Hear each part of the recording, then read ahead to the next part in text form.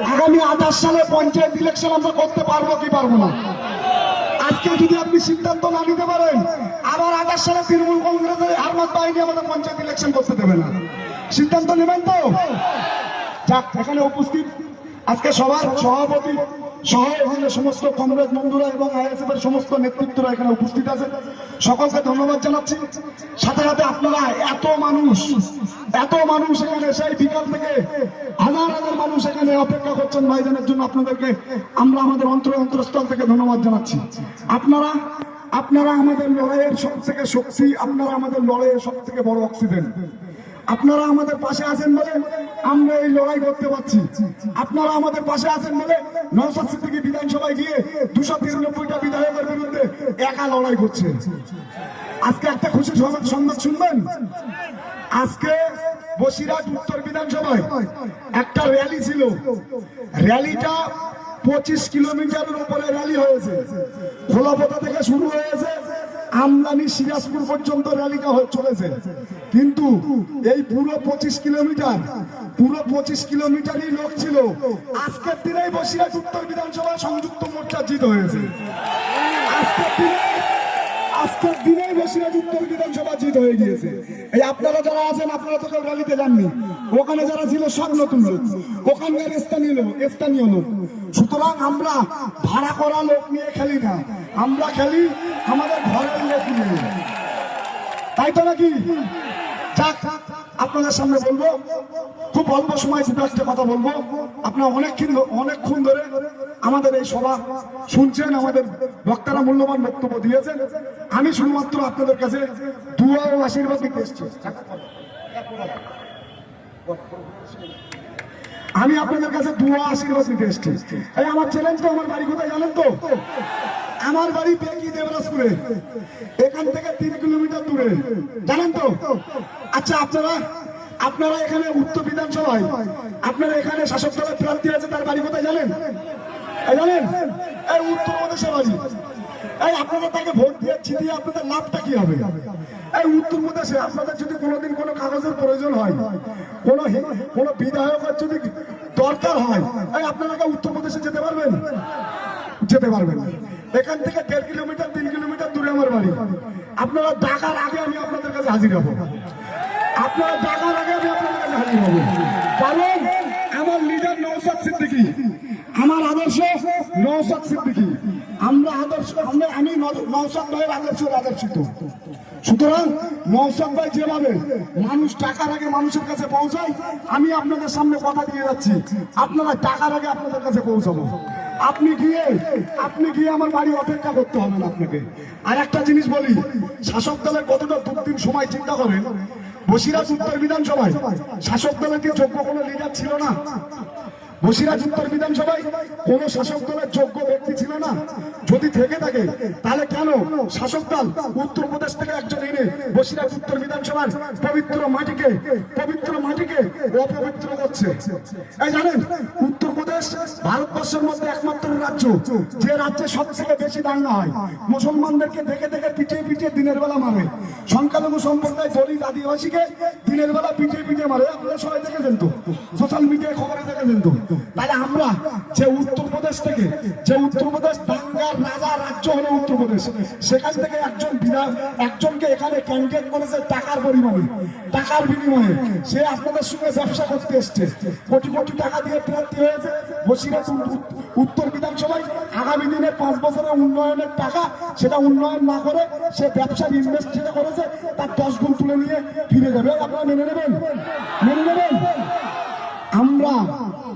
আমরা যারা সংযুক্ত মোর্চা করি, বামফ্রন্ট সমর্থিত, আমরা কিন্তু মানুষের জন্য কাজ করি।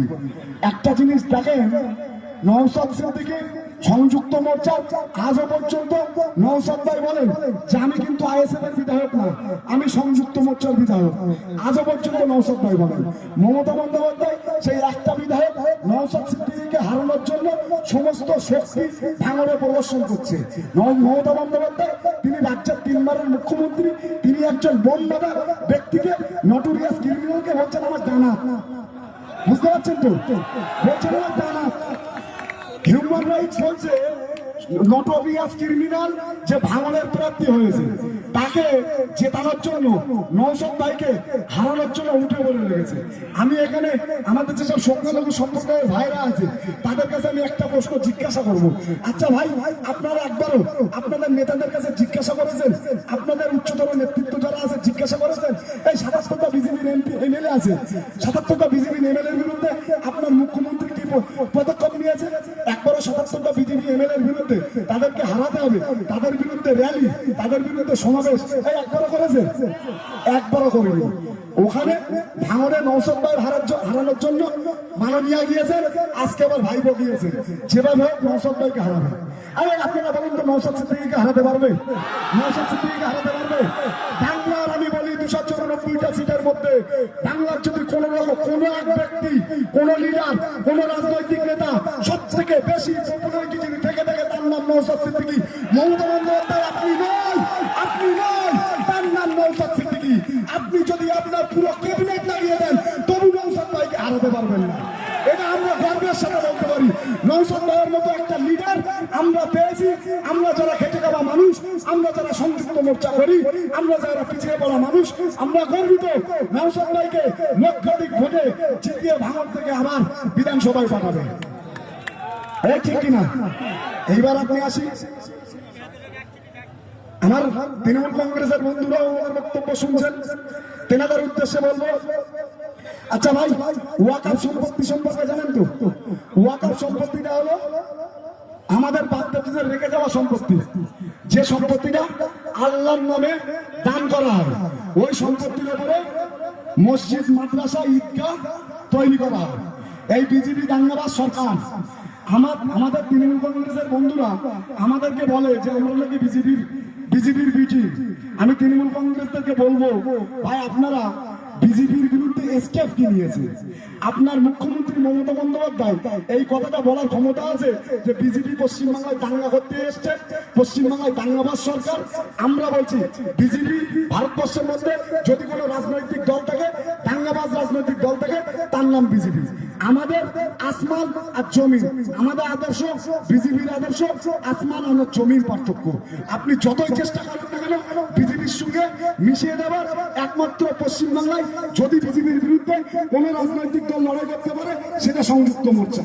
বামপন্থকে সঙ্গে নিয়ে আমাদের নওশাদ ভাই যে লড়াই দিচ্ছে, আগামী ২৬ সালে বামপন্থ সংযুক্ত মোর্চা যদি ক্ষমতায় আসে, আমরা কথা দিচ্ছি ৩১ সালের আগে পশ্চিমবাংলায় কোনো বিজেপি পতাকা বাঁধার লোক থাকবে না, কোনো বিজেপি থাকবে না পশ্চিমবাংলায়। মমতা বন্দ্যোপাধ্যায় আপনি ৩ বার ক্ষমতায় আছেন, বামপন্থের আমলে ১১ সাল পর্যন্ত আমরা জোর গলায় বলছি বামপন্থের আমলে পশ্চিমবাংলায় কোনো বিজেপি ছিল না। আপনি আসার পরে পশ্চিমবাংলায় হু হু করে বিজেপি বাড়ছে।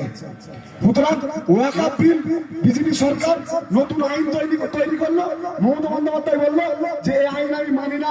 তারপরে কি করলো যে ওয়াকফের বিরুদ্ধে আন্দোলন করতে গিয়ে নওশাদ সিদ্দিকীকে ৩ দিন জেল খাটানোর পরে ১০,০০০ ভাঙড়ের ছেলেদের নতুন করে কেস দিল।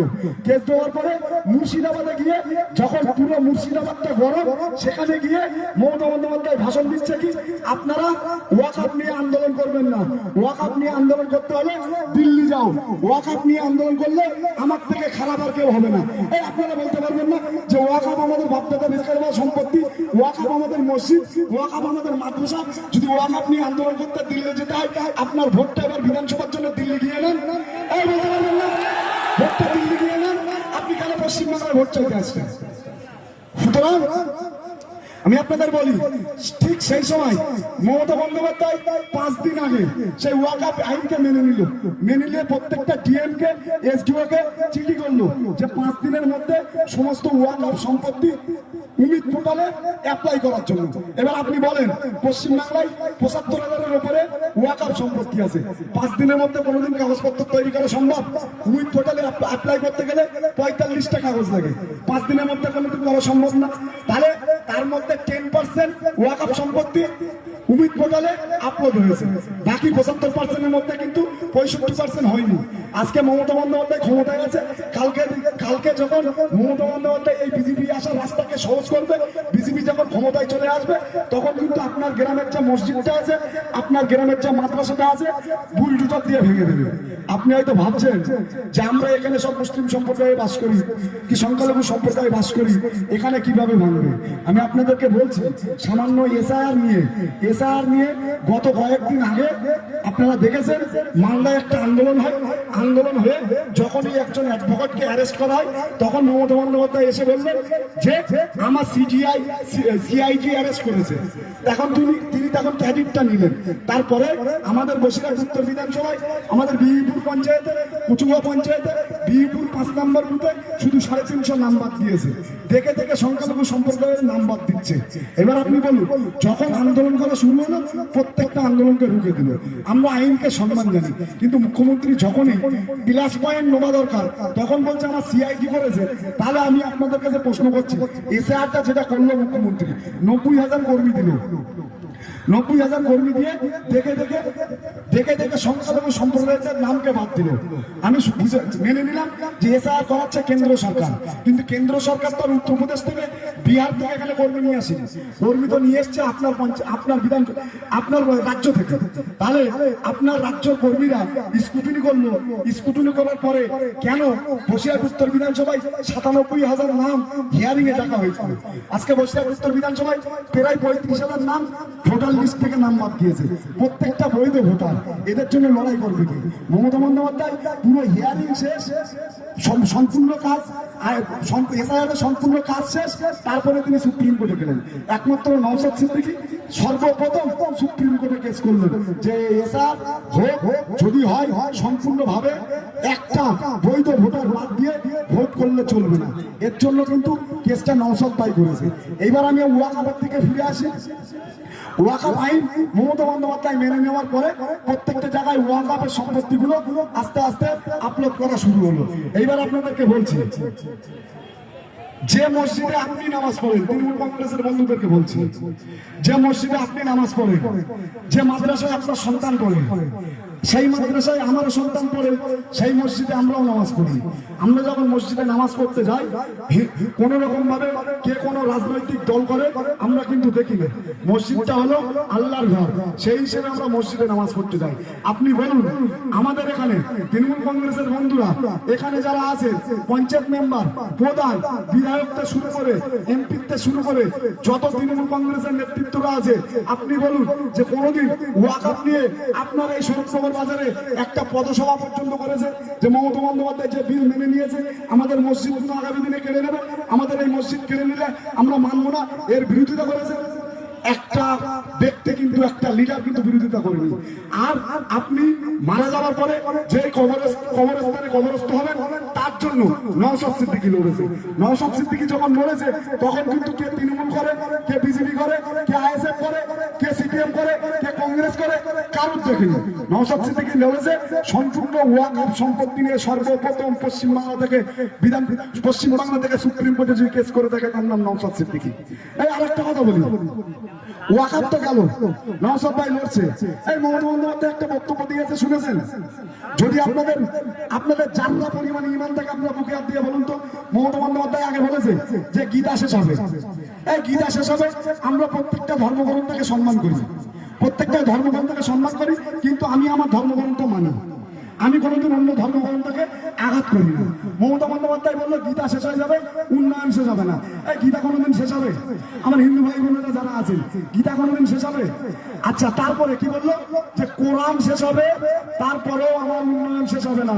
এই আপনারা বলুন তো, হাত তুলেন, যে কোরআন শেষ হবে, এটা মেনে নেবেন? কোরআন শেষ হবে মেনে নেবেন? আমাদের শরীরে এক বিন্দু রক্ত থাকতে আমরা মেনে নেবো? আপনি যত বড় লিডার হোক না কেন, আপনি যত বড় মুখ্যমন্ত্রী হন না কেন, আপনি যতটা ইনভেস্ট করেন না কেন পশ্চিমবাংলার জন্য, যত উন্নয়ন করেন না কেন, কিন্তু আপনি আমার ধর্মগ্রন্থ নিয়ে কথা বলেছেন, আমার গায়ে এক বিন্দু রক্ত থাকতে আমরা মেনে নেব না। কোরআন শেষ হবে, যতক্ষণ পর্যন্ত আপনি এর বিরুদ্ধে ক্ষমা না চাবেন, পশ্চিমবাংলার মানুষ আপনার 29 তারিখে যোগ্য জবাব দিয়ে ওই কুর্সি থেকে আপনাকে নামিয়ে তারপর ছাড়বে। এই তারপরে কি বললাম? এই অ্যাম্বুলেন্সটা ছেড়ে দেন। অ্যাম্বুলেন্সটাকে ছেড়ে দেন। ভলেন্টিয়ার্স ভাইদের বলবো অ্যাম্বুলেন্সটাকে ছেড়ে দেন। কয়েকদিন আগে আর একটা কথা বলেছে, শুনেছেন? কয়েকদিন আগে আর একটা কথা বলেছে মুখ্যমন্ত্রী মমতা বন্দ্যোপাধ্যায়। তিনি বললেন যে ইমাম সাহেবদের উদ্দেশ্যে যে আপনারা একটু শান্ত হবেন, জুম্মার দিনে বক্তব্য উস্কানিমূলক বক্তব্য দেবেন না। মানে মমতা বন্দ্যোপাধ্যায় বলছে যে জুম্মার দিনে ইমাম সাহেবরা মসজিদে উস্কানিমূলক বক্তব্য দেয়, সেই বক্তব্য দেওয়ার কারণে পশ্চিমবাংলায় দাঙ্গা হয়। আপনারা মেনে নেবেন? কোন ইমাম সাহেব মসজিদে উস্কানিমূলক বক্তব্য দেয়? মসজিদে সব থেকে বেশি যদি সম্প্রীতির কথা বলা হয়, শান্তির কথা বলা হয়, সেটা হলো মসজিদের মেম্বার। সেই মসজিদের মেম্বার থেকে বলছে মমতা বন্দ্যোপাধ্যায় যে ইমাম সাহেবরা উস্কানি দেয়। তার মানে পশ্চিমবাংলায় 3.5 কোটি মুসলমান যারা আছে তাদেরকে সবাই দাঙ্গাবাজ বললো। তার জবাব দেবেন না? আপনারা স্বপ্ন দেখছেন নওশাদ ভাইকে হারাবেন। নওশাদ ভাই হারলে নওশাদ ভাইয়ের কি ক্ষতি হবে? নওশাদ ভাই হারলে নওশাদ ভাইয়ের কোনো ক্ষতি হবে না। নওশাদ ভাই হারলে আমাদের ক্ষতি হবে। নওশাদ সিদ্দিকী হারলে শিক্ষিত সমাজ হারবে। নওশাদ সিদ্দিকী হারলে সাধারণ মানুষ, খেটে যাওয়া মানুষ হারবে। নওশাদ সিদ্দিকী হারলে পিছিয়ে পড়া মানুষ হারবে। নওশাদ সিদ্দিকী হারলে আমরা হারবো। নওশাদ ভাই জিতলে কি হবে? নওশাদ ভাই জিতলে আমরা জিতবো। বসিরহাট উত্তর বিধানসভা থেকে নওশাদ ভাই একা লড়ছে। আমরা যদি বসিরহাট উত্তর বিধানসভাকে খামচিহ্নে ভোট দিয়ে একজন সৈনিক নওশাদ ভাইয়ের পাশে, নওশাদ ভাইয়ের সঙ্গে যদি পাঠায়, তো নওশাদ ভাইয়ের সঙ্গে লড়াই করতে পারবে তো? 299টা বিধায়কের বিরুদ্ধে নওশাদ ভাই একা লড়ছে। একা লড়ছে তো 5 বছর একা লড়েছে। এবার যদি নওশাদ ভাইয়ের সঙ্গে কিছু বিধায়ক যদি বিধানসভায় যায়, এই লড়াইটা করতে পারবে তো? আজকে আমরা যাদেরকে বিশ্বাস করেছিলাম, 44টা এমএলএ ছিল, তৃণমূল কংগ্রেসের 44টা এমএলএ ছিল, 44টা এমএলএর মধ্যে কারোর বলার ক্ষমতা হয়নি যে ওয়াকআপ নিয়ে যেটা মমতা ব্যানার্জি নাটক করছে এটা আমরা মানবো না। কোন 44টা মুসলিম এমএলএর মধ্যে কারোর ক্ষমতা হয়নি। এসআইআর কেন হচ্ছে? দেখে দেখে সংখ্যালঘু সম্প্রদায়ের নাম কেন বাদ দেওয়া হচ্ছে? কারোর ক্ষমতা হয়নি। কারোর ক্ষমতা হয়েছে যে মসজিদে উস্কানি যায়, এই বক্তব্য আপনি কেন দিয়েছেন তার প্রতিবাদ করতে? তাহলে এই ধরনের বিধায়ক পাঠিয়ে লাভ নেই। পশ্চিমবাংলায় একমাত্র বিধায়ক নওশাদ সিদ্দিকী, যার মুখ দিয়ে আজও পর্যন্ত কোনো বক্তব্য আপনি শুনতে পাবেন না যে বক্তব্য দ্বারা কোনো ধর্মকে আঘাত করেছে, কোন সম্প্রদায়কে কষ্ট দিয়েছে। নওশাদ ভাই একমাত্র উজ্জ্বল নক্ষত্র পশ্চিমবাংলার আগামী দিনে। আমি আপনাকে বলছি 2011 সালের আগে পশ্চিমবাংলায় যে সরকার ছিল, সেই সরকার যেভাবেই থাক না কেন, সেই সরকারের আমলে কোনদিন দাঙ্গা হতো না। 2011 সালের আগে পশ্চিমবাংলায় শান্তি ছিল। 2011 সালের আগে আমি আর আপনি হিন্দু, আমি মুসলমান, আপনি হিন্দু, এই কথাটা বলার ক্ষমতা ছিল না। আমরা একই দোকানে বসে চা খেতাম, আমরা মন্দির পাহারা দিতাম, হিন্দু ভাইরা মসজিদ পাহারা দিত, মসজিদের বারান্দায় বসে গল্প করতো। কিন্তু 11 সালে মুখ্যমন্ত্রী মমতা বন্দ্যোপাধ্যায় ক্ষমতায় আসার পরে যখনই মাথায় হিজাব দিয়ে ইফতার মজলিসে যাওয়া শুরু করলো, যখন এই মসজিদে ঢোকা শুরু করলো, তখনই কিন্তু দুটো সম্প্রদায় আলাদা হলো। আরেকটা কথা বলছি শোনেন, আমি আজকে এই রাজনৈতিক